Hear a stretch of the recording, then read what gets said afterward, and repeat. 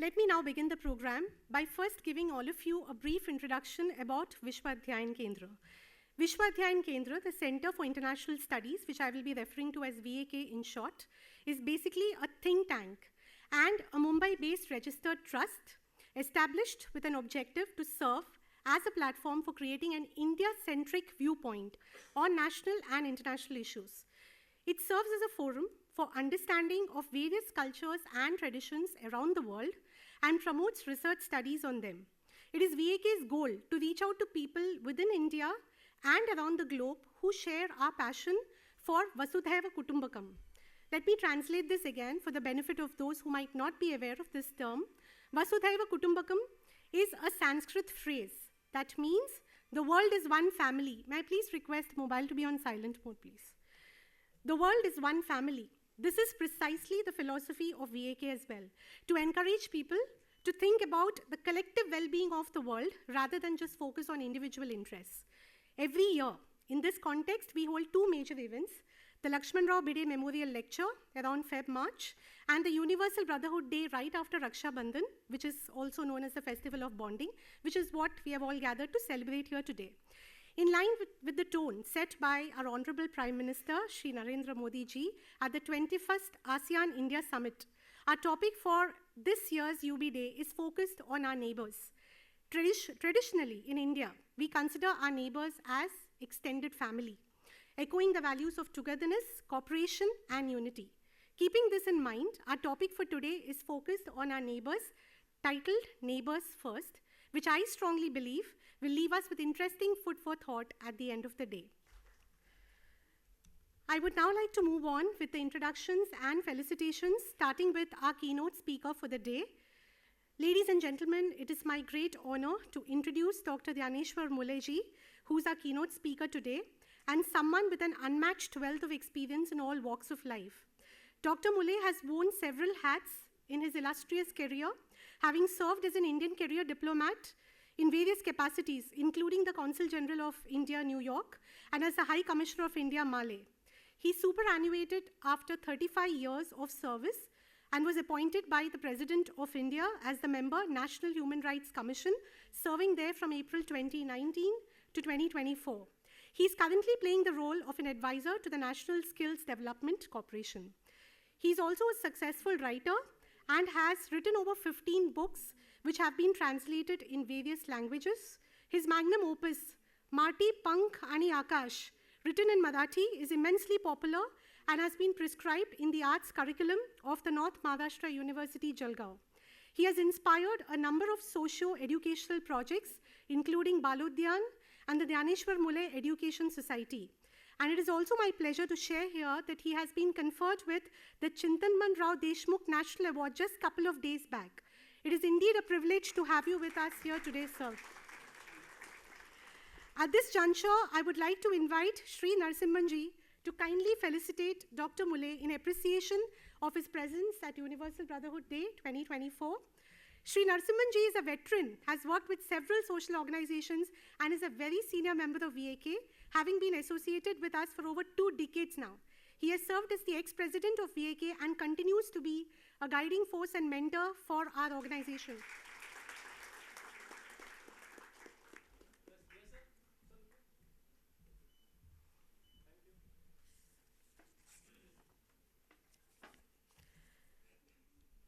With this, we are done with the felicitations, and now we move on to the final discourse for the day. So before that, before inviting our keynote speaker for the day, in the audience, if you have any questions, there will be volunteers who will be coming around with chits. So you can just note down your question on the chit, and I will take on the same during the Q&A session, which will be after the last discourse. I would now like to invite our keynote speaker for the day, Dr. Dnyaneshwar Mulay ji, to please step forward and share his expert perspective on the subject, which I'm sure will be golden nuggets for all of us assembled here, given his stellar experience in the domain. Ladies and gentlemen, please put your hands together for a warm applause.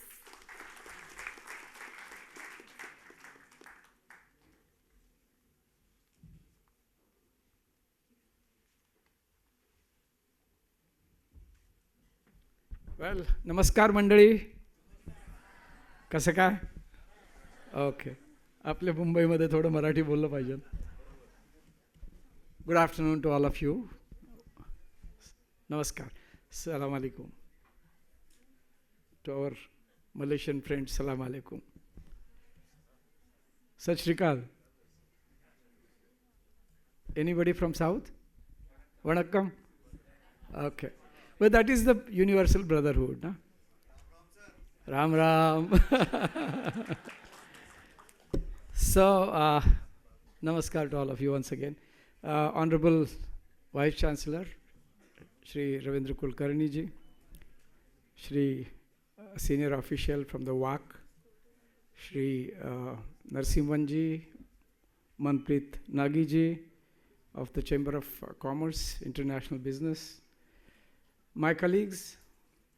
I still feel that I'm in diplomatic circles. I'm not.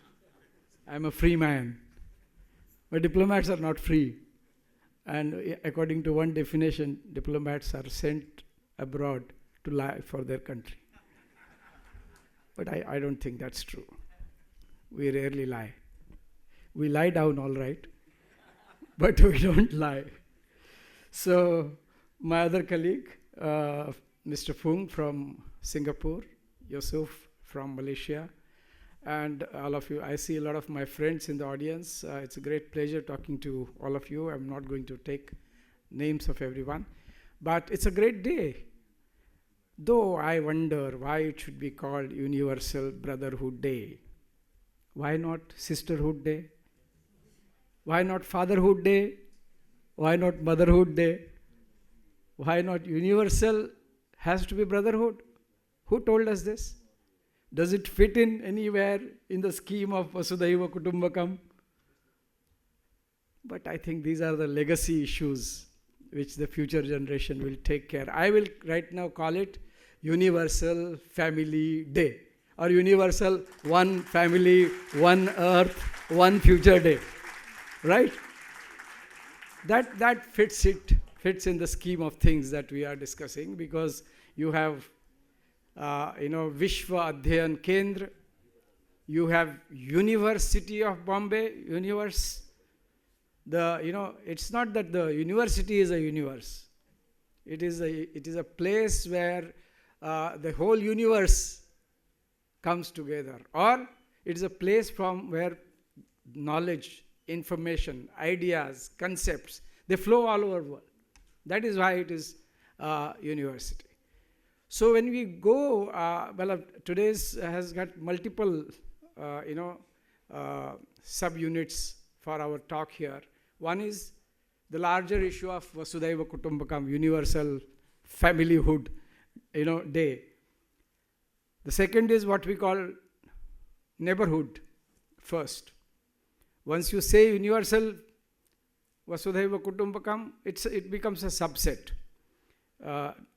Neighborhood first becomes a subset. It's not something extra. It's part of that. It has to fit into that. And the third is so-called, my colleague said, that my country does everything from the nation's interest. Now, what is first? Is nation's interest first? Is my first neighborhood first? Or the universal good? That is the beauty. And if you really... generally I don't speak much about the glory of India's thought, the glory of India's ideas. But this gives me an opportunity to delve a little bit into that, and how do we really see this interesting construct. Now let's take Vasudhaiva Kutumbakam. This is better than Universal, Brotherhood Day. And when we say Vasudhaiva Kutumbakam, it's a good way to look at the entire shlok. It's a beautiful shlok. I'll first tell you the shlok. Hem bandhu rem neti manasa lagu chetasam udara charita nam tu Vasudhaiva Kutumbakam. Well, this is not a shlok. It's a vision. It's an idea. It's the entire foreign policy of India can be summed up. In fact, its entire 5,000 years of Indian thought can be compressed into this. That is the beauty of this. It's not just कि हम लोग सब इकट्ठा है, हम लोग एक ही है, we are all humanity. No, no, it goes much deeper, much larger than that. Now, how I'll tell you. You know America, they have like we have Satyamev Jayate, they also have a motto called E pluribus unum. What it means is from many, one. From many, because a lot of people came from different parts of the world and we became what we are, America. Indian thought, while we say unity in diversity, that's not how Indian thought is. Indian thought is ekoham bahusyam. It means that while organically we are all one, we express ourselves differently. Ekoham vipra bahudha vadanti. While we are one set, we are not different. It is not correct to say that so and so is Latin American and so is from Argentina and so is from Africa. No. We came from the same Lucy, the African, body that is kept, the first human being supposed to have been lived. She is our ancestor. So in a sense, we are all Africans. What I mean to say is the Indian thought says that ekoham bahusyam, because we are all one. We just express differently. That is how it should be, because Vasudhaiva Kutumbakam does presupposes certain things. And what are they? It presupposes that once we are family, we live together peacefully. Once we are family, we respect each other. Once we are family, we cease to have a war. Once we are family, we have a dialogue, we have a conversation, and we resolve our issue through conversations.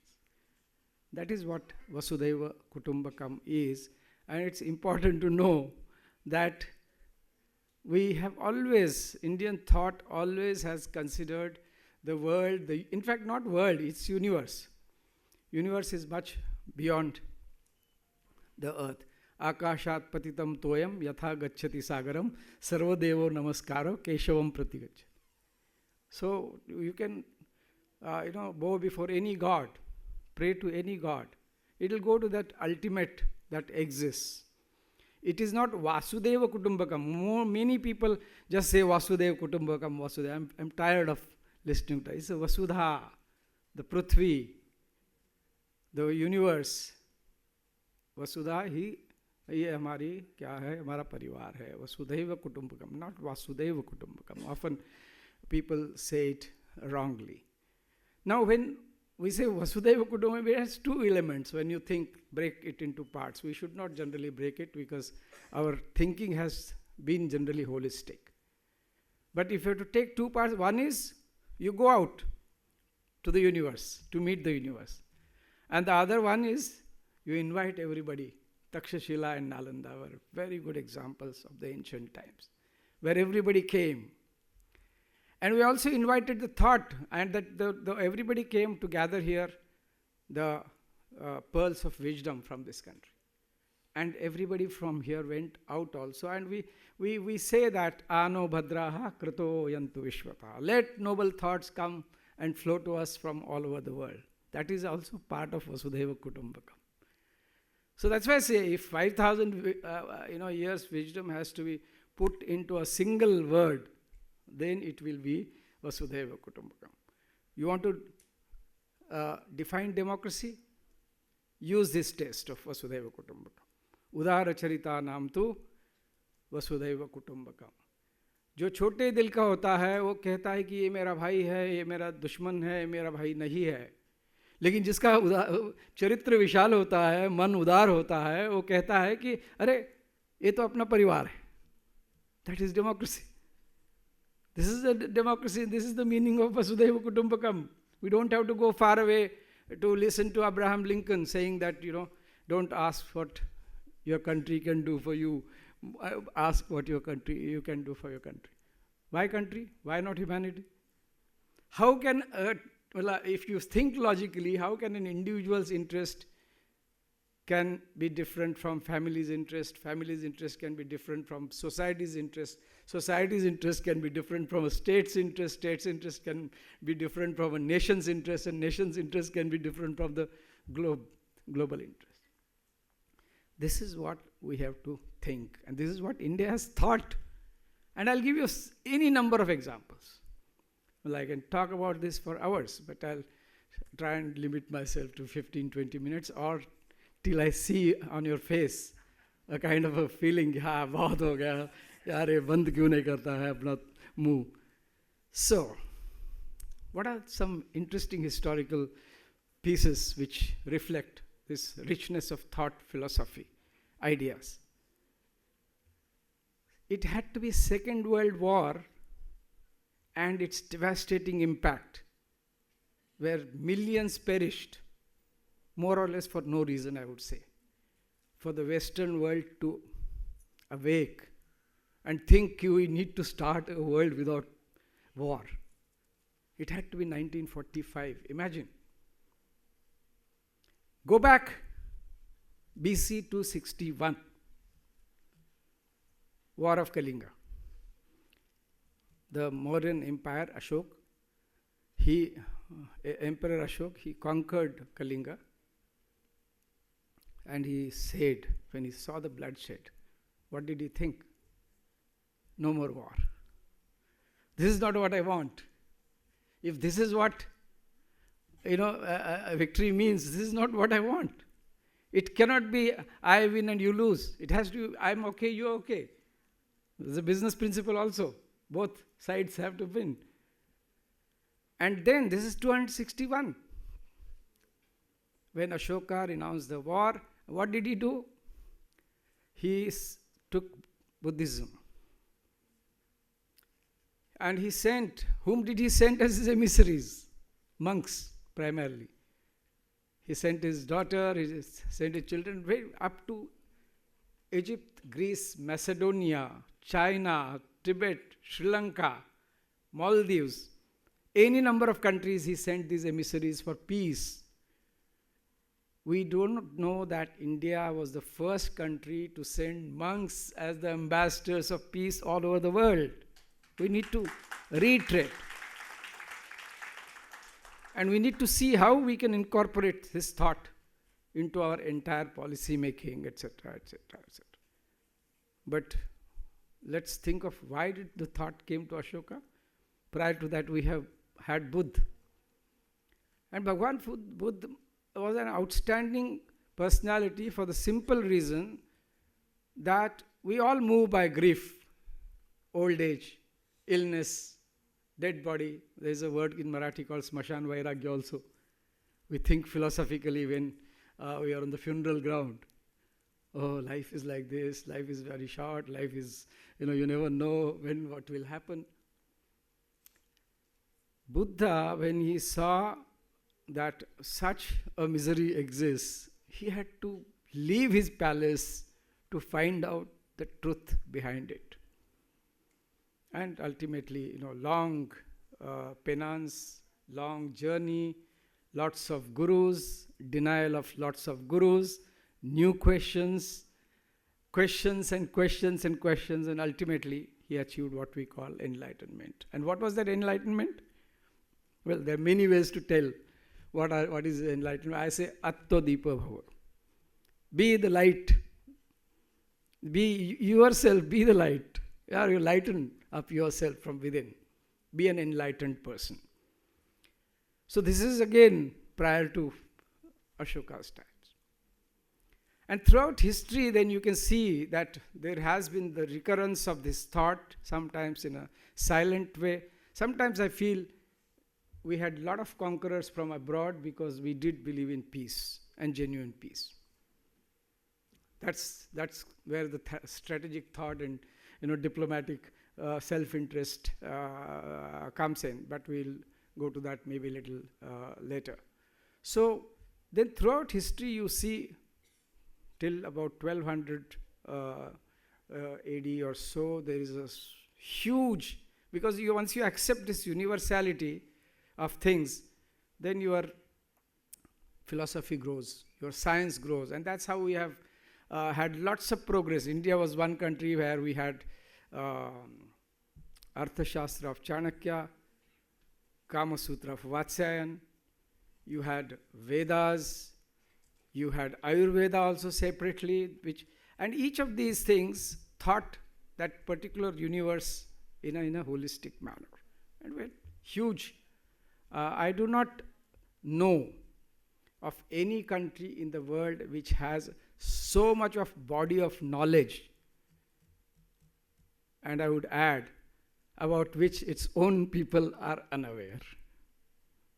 So much of literature, it is said that when Goethe, how you pronounce, first read Shakuntalam, which most of us have not read, he apparently held it on his head and danced with joy that such a work of literature could be there. We have had Natya Shastra. We have, of course, had geometry. We have had astronomy. So, in all these things, India had prospered. Coming to the Middle Ages, when we see that a new resurgence happened through our Bhakti movement. And essentially what Bhakti movement did is what was perhaps limited to certain people, that thought percolated into dialects and bolis and local languages in every state. So you have Narsimha Mehta, you have Chaitanya Mahaprabhu, you have Tukaram, Dnyaneshwar, Subramanyam Bharati, such a plethora of people who tried to bring the knowledge that was limited in primarily Sanskrit, Pali, Brahmi to their own languages. It was a great revolution. Eknath apparently asked, Sanskrit bhasha deve ke liye Marathi kai sora pasun ali.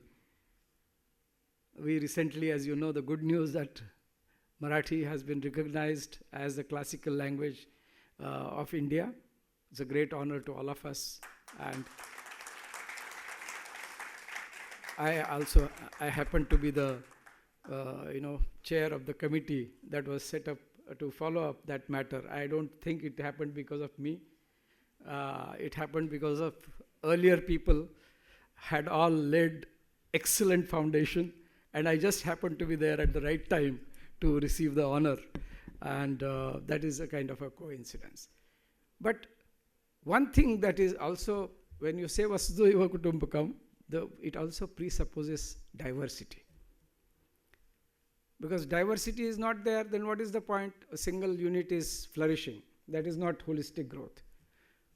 And India is ultimate example of how diversity can stay together. Ultimate example. Once I was asked as a diplomat in New York, how would you define India in one sentence? If I ask you this question, how would you define? Same, I also had 1 minute silence in my mind. I didn't know, but it was a big gathering. I had to say it immediately. So what I said, and I hope you will agree with it, I said that India is 1.3 billion. That time we were 1.3 billion. India is 1.3 billion stories. This was my answer. Now, what does it really mean? It means that we are diverse. Each of us has a story to tell. Our language is different, our culture is different, our festivals are different, the way we wear clothing is different, what we eat is different, the way we dance is different. You have Kathakali here and Bhangra there, and you have Odissi there, and you have Lezim here. Oh my God. Nowhere in the world it's a universe within universe. And we should be very proud of this. Because many countries believe that such and such type, for example, I heard this word Jewish democracy. I have heard this word Islamic democracy. Once you say democracy, then freedom, equality, justice has to be available to everywhere, to every person, all the times. There is no compromise. You can't say it's a Hindu democracy or a Muslim democracy. No. Democracy is democracy. Mudra bhadraya rajate. That is the wording from Chhatrapati Shivaji's Mudra, that we stand here for the well-being of everyone. That is the thought also coming from this thing. In modern world, I saw one person yawning in the entire gathering. I won't name the person because I don't know the name. So in the modern times, also this message of universal familyhood has been carried effectively. We have had Gandhi, who reshaped the entire, way of resisting. We call it peaceful resistance, non-violence. And of course, he brought everybody together. Women, for the first time, left their homes and came into the mainstream. It was again a kind of a message that you don't have to fight with each other physically always. There are ways in which you can create resistance. And there is no greater weapon than weapon of peace, weapon of resistance. Well, some strategists won't agree because they do feel that it is necessary, and maybe there are times it is necessary also. The war is an essential part of how we have been all along. But that is not all. I mentioned some time back about how it had to be World War II for the world to come to the terms of, try to bring peace to the entire world. And there are two women, and I think women can perhaps listen to this more carefully. Prior to India's independence, these two women, Hansa Mehta and Lakshmi Menon, some of you might have heard this name. They were part of that team which was drafting the United Nations Charter. Two women from India. Both of them were freedom fighters. They were deeply involved in serving the society. And the first sentence in the charter was, all men are born equal. It was Lakshmi Menon who suggested that all human beings are born equal. So straight away a revolution. Because when we replace the word men with human beings, we don't only replace the word, we replace the world and bring it a new meaning. And Hansa Mehta, who was another representative of India, India was still not a republic that time. It was just in the process of getting independence, but we were part of the discussions and deliberations. And Hansa Mehta, the entire document had characterized in each place as he. And she brought the word person in place of he to make it a universal document. This is India's contribution. This is India's thought, how it has come. The Vasudhaiva Kutumbakam in practice. Because if your thought is only masculine, you're thinking about only men as the center of the earth, then you're not going to think of anything else. It'll be war, war, and war again, if it has to be only man's world. But this tradition is continued today. Come 2019-20, we have COVID, and India is not necessarily America, it is not necessarily Australia or England. India gives vaccines to 101 countries. Yes? Don't we see this as a miracle? While some developed countries were negotiating strange guarantees from the people they were supplying the vaccines, India was more or less giving it free, and it gave it to 101 countries, almost 30 million vaccines. Whosoever thought about it, I just salute that thought that we have decided to give these vaccines free to many countries and with reasonable charges. While certain pharmaceutical companies, which call themselves the leaders in the world, they were busy making profits. India gave these vaccines freely. It's an amazing example of how we look at the world without any discrimination. This has continued, whether it is in Congo or Korean War. Indian peacekeeping forces have been very, very actively they participated and tried to bring peace. Now it is a fact that nations, we say all that is a globalized world. Unfortunately, it is not. There's a book called The World is Flat. The world, unfortunately, is not flat. It is full of inequality, it is full of exploitation, it is full of poverty, it is full of deprivation, it is full of warmongering nations, it's full of nations that are spreading terror also. Fortunately, India does not belong to that category. But we have our own issues. If you come to neighborhood, which is first, then we have to say what kind of neighbor are we dealing with. Neighbor is a very tricky thing, always. If you are living in a society, you know how some of the neighbors are. Very difficult to talk to. In urban areas, you don't even know who the neighbor is. Because we are also limited by the a space that we have. Our thinking becomes limited by the space that we have. But India has continuously strived, and I do feel that the non-aggression, non-interference principle that was enunciated earlier during Nehru's time still stands. We are very, very proud of the fact that India has never actively thrust war upon any country. No.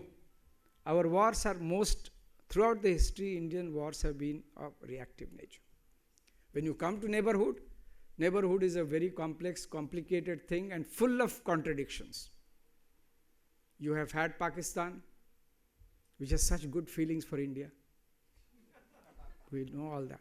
So much so that they sponsor terrorism, sometimes by the state, sometimes by the private actors.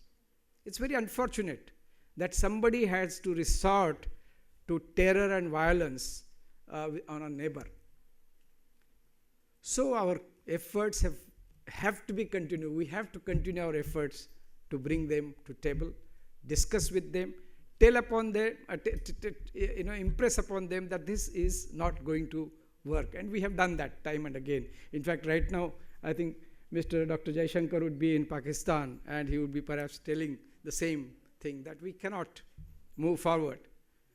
Just because we are a peaceful nation doesn't mean we will tolerate violence on us, on our people, on our borders, or on our territory. But that's very important thing.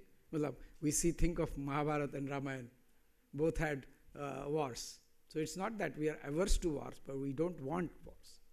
It's not that we cannot, inflict damage on others, but that is not our part of our philosophy. We are capable of doing that, but we won't do that. So with Pakistan, it's a very touch and go, always blow cold, because it's a stable nation, cannot create stable foreign policy. That is their problem. India can do that because we are a stable nation. The transfer of power in this country since independence has always been very, very smooth. Next come to Maldives. Maldives is a fascinating country with its own huge problems. It has got 92,000 square kilometers of area and 300 square kilometers of land, which is less than the city of Pune. And that's not all. This 300 square kilometers is further divided into 1,200 small islands, which are spread across 90,000 plus square kilometers. Between the two islands, it's not easy to travel. The waters are choppy, and unless you have a speedboat, because the distances might look close, but they are very, very difficult to cover. So who is going, and the population typically of any island is 500, 300, 700, that kind of a population. The city of Malé, which is the capital of the country, has about 150,000 to 2 lakh people staying there in the 4 to 5 square kilometers. Now you will wonder who is teaching in those distant islands, and who is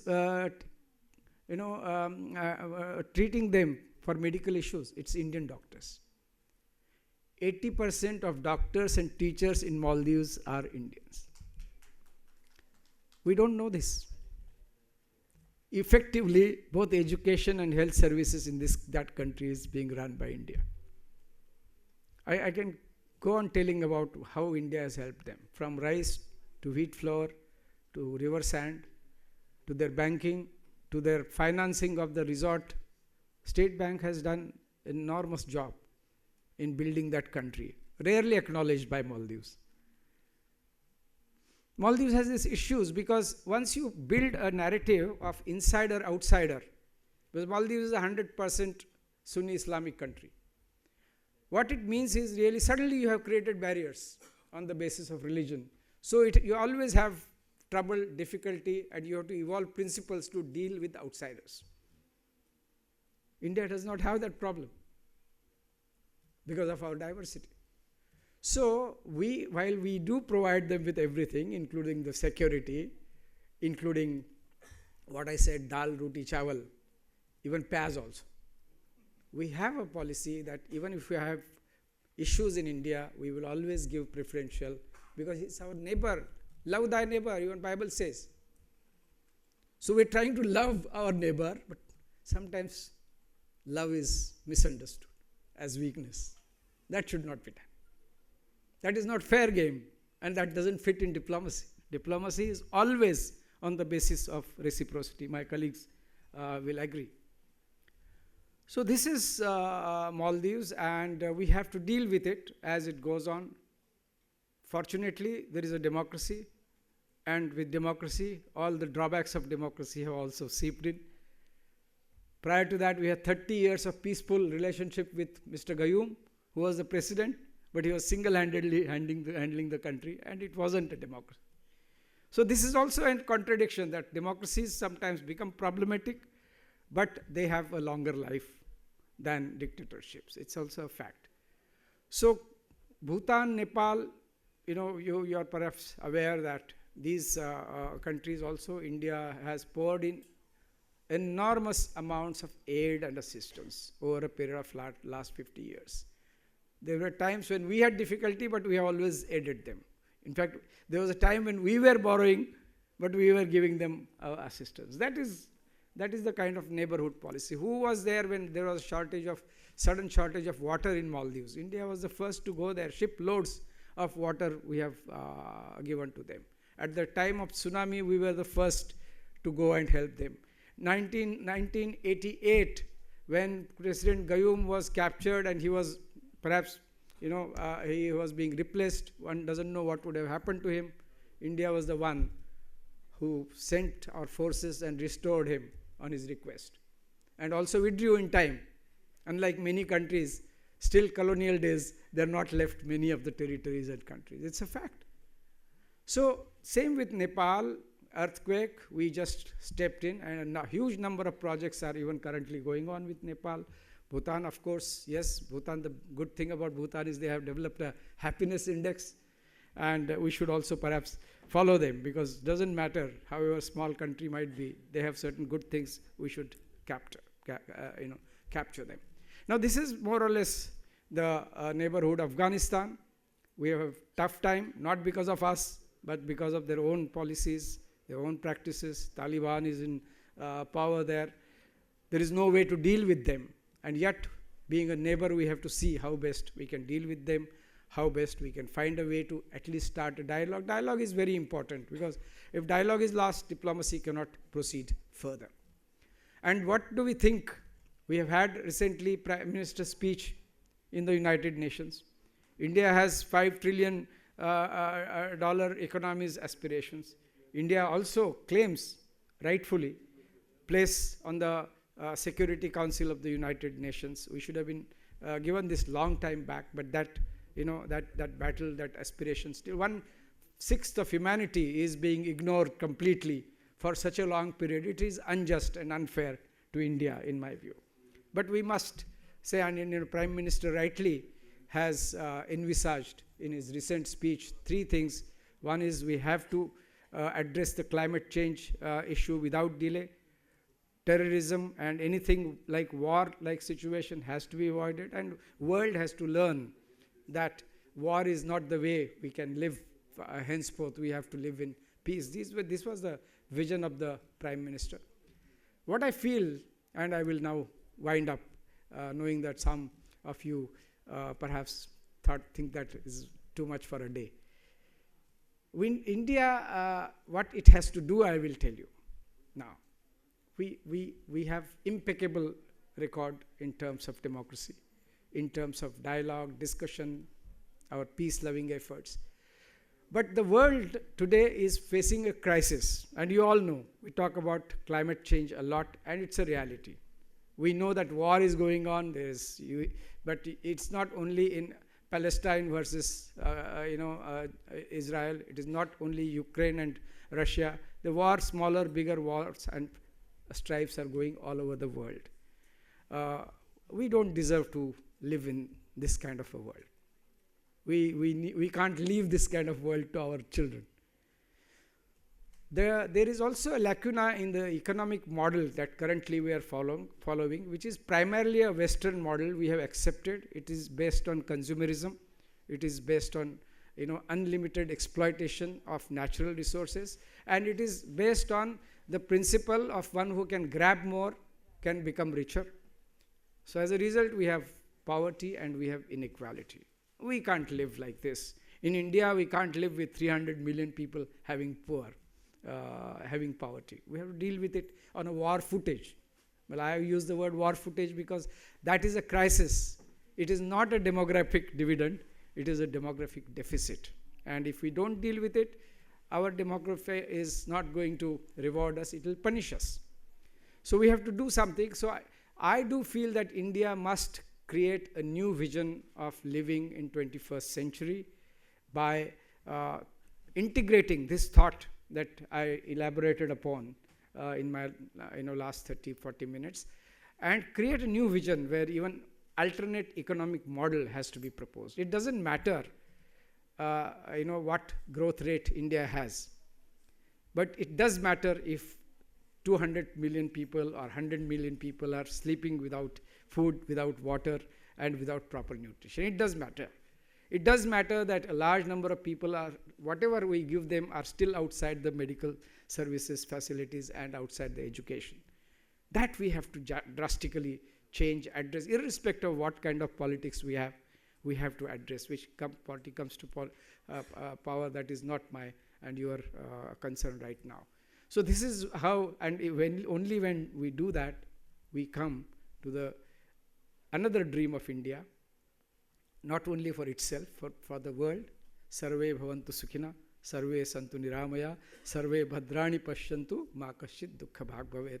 Wish you a wonderful universal family day, one family, one earth, one future. Jai Hind, Jai Jagat, Jai Maharashtra.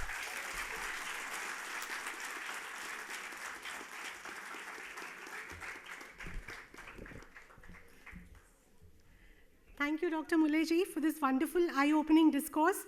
I had said very correctly while inviting him to speak that all of us would be receiving golden nuggets of information from him today, which will remain with us for a long, long time.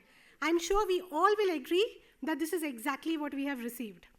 He has brought out the true essence of the Universal Brotherhood Day and given a 360-degree dimension to the entire event by taking us through examples across the ages. For me personally, the takeaway is defining India in one term as a country of 1.3 billion stories. I don't think there could have been a better description of India in the global map than this. Please join me again to give a warm applause. Thank you very much.